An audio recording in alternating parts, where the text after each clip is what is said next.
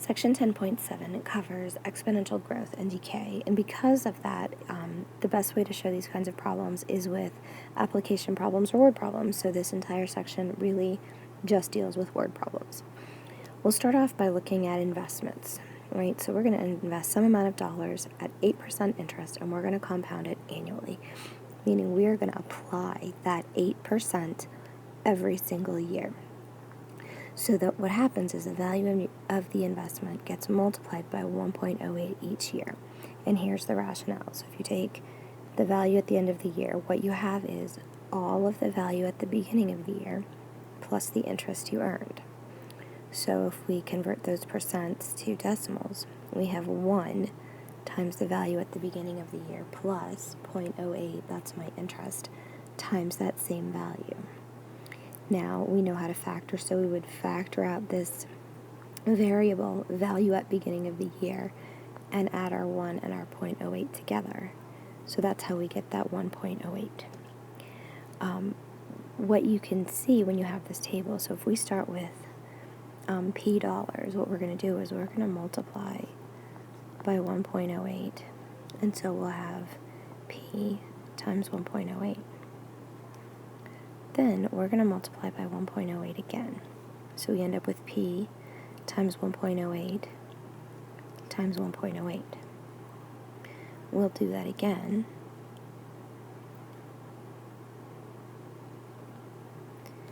But now we have to multiply it 3 times because we did P times 1.08, P times 1.08 times 0.108, or 1.08, and then we take P times 1.08 squared times 1.08. So that's how we get this cubed.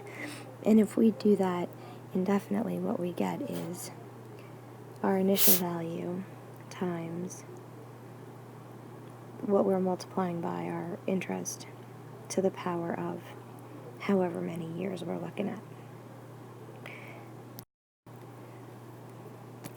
The formula that you see here is slightly different, and the reason that it's different, right, you saw the 1 plus our rate, 0.08, but sometimes we can compound our interest multiple times over the course of the year.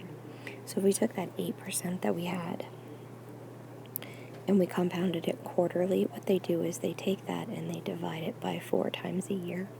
So they multiply 2% 4 times a year. So that's sort of where this comes from. And then they do that 4 times in 1 year. So that's sort of where this formula comes from that we'll be using. So let's take a look at the first problem. How long will it take for a $4,570 investment at 16% compounded quarterly to give us $10,000? So this $10,000, that's our future value, that's A. Our initial investment, or our principal, is $4,570, so that's P.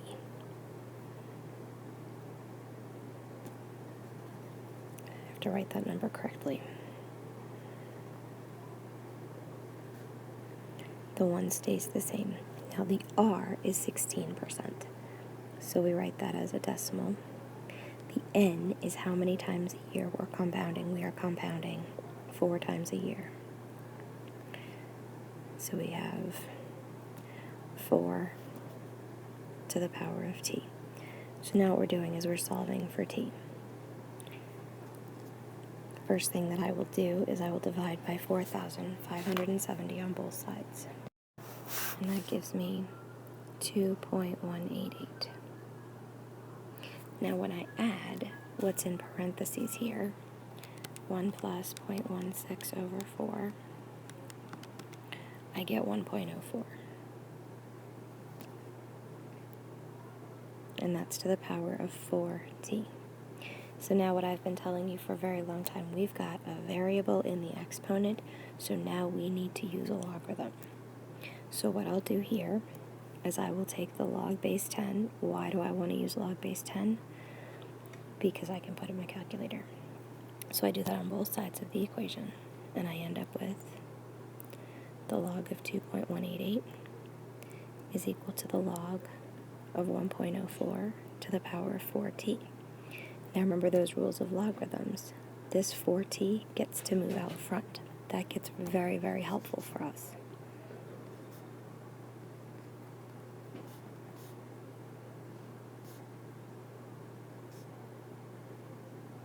So now all I have to do is isolate this t, and I do that by dividing everything else on the other side.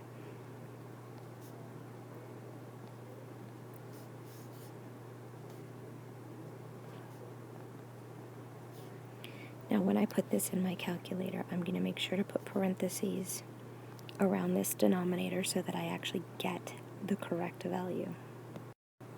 Now, I rounded this number here. So my answer is going to be rounded. I'm going to get 4.99 is equal to t.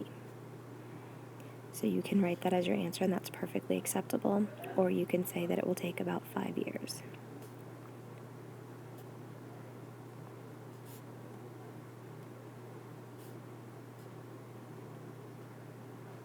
The way that you get 5 to come up in your calculator is, instead of using this number, you put in 10,000 over 4,570 in its place. That will give you an exact answer of 5 years.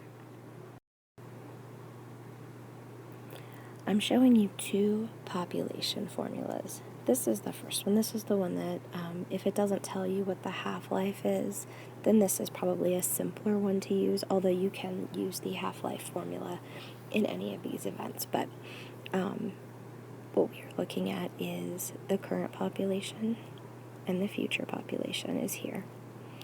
T would be the number of years, and then K would be the constant. So what we're looking at is some city has a population of 3.5 million on April 1st, and then on April 1st of 1980, and then 5 million in 1990, so exactly 10 years later. We need to find out when we're going to be at a population of 6.5 million. So the first thing that you have to do is plug everything in and see what you're missing. So our future value at this point is 5 million, and we're just going to leave it as 5. It's easier to deal with. Our present value would be 3.5 million, or our initial value, we could think of it as that. I don't think I have anything for K, but I know that T is 10 years. So now I can solve for K. So the first thing I'll do is divide 5 by 3.5, and I will get 1.429. And I guess I should have written that as 10K.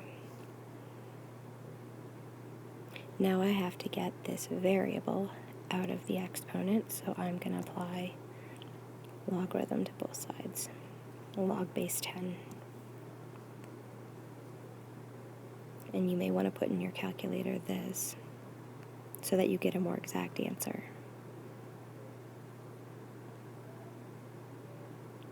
Now, following my rules of logarithms, this gets to come out front.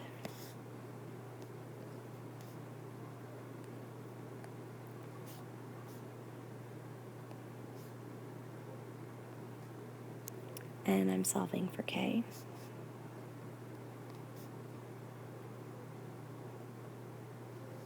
So I'll divide by 10 log of 2, but I'll make sure it goes in parentheses in my calculator. And what I find is that K is equal to 0.0515.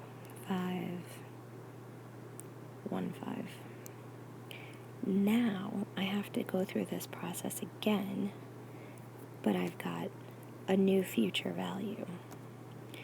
So now I know that I've got 6.5 is equal to my initial 3.5 times 2 to the 0.0515 times t.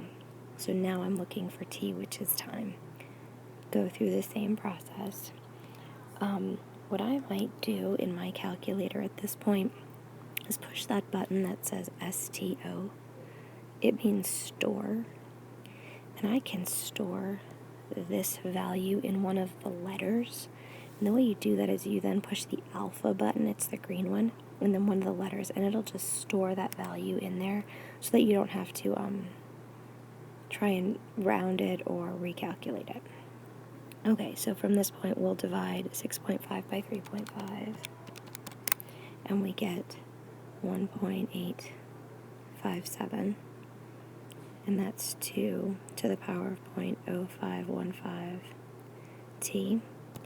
Again, we'll do the log base 10 on both sides.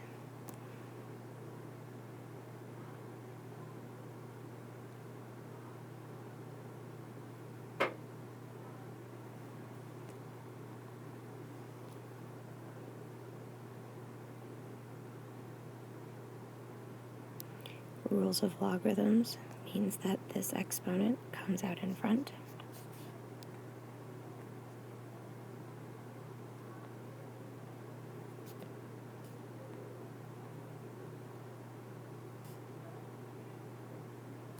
And then, since I'm solving for t right here, I divide by everything else.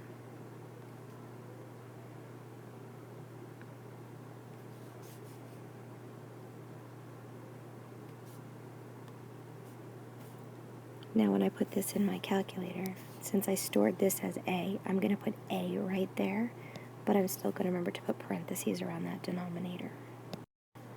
So I get that t is equal to 17.36 years.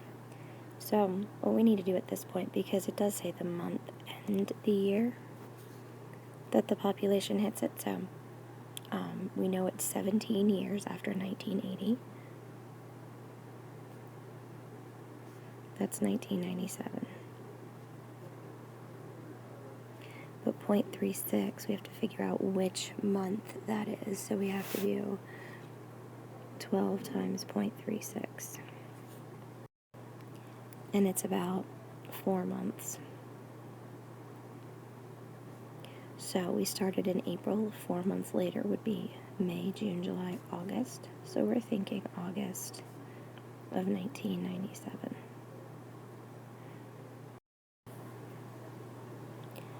So this is the formula you see in your textbook with the doubling time growth formula. Again, this is our future value, this is our initial value. It doubles in this t represents the number of time that you've been given, and then d is actually the doubling time. So you need to pay attention to that. So it says that the population increased 12% during 4 years.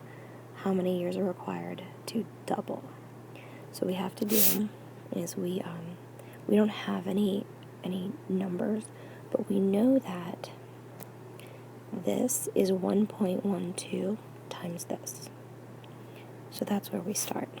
1.12 times n naught is equal to n naught times 2. The time we were given is 4 years. So it's 4 over d.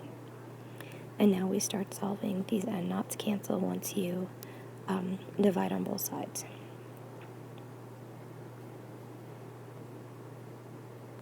So here's where we're at.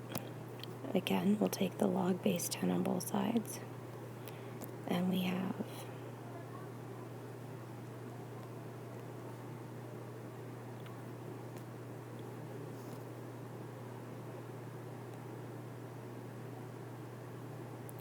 my exponent comes out in front.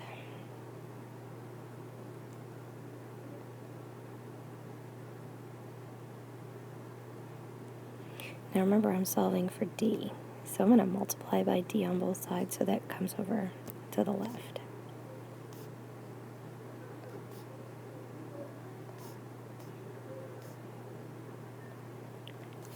Then I can divide by the log of 1.12.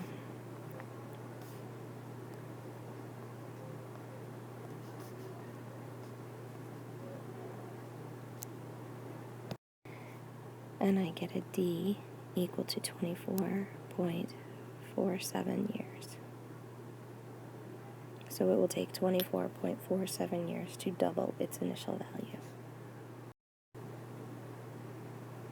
All right, last problem. So now we looked at doubling, now we're looking at half-life. Notice that there's some similarities. Instead of 2 here for doubling, we have a 1/2. T would be the time that you're given. H is going to be the half-life.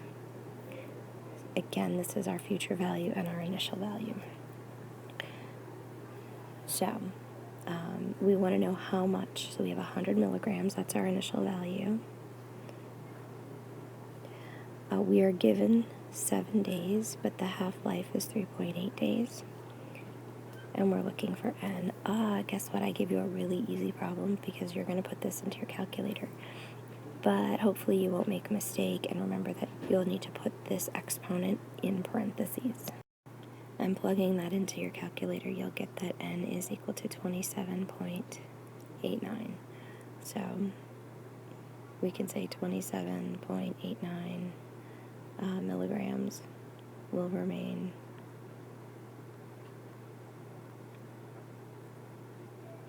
after 7 days. Don't expect anything this easy on your final, though.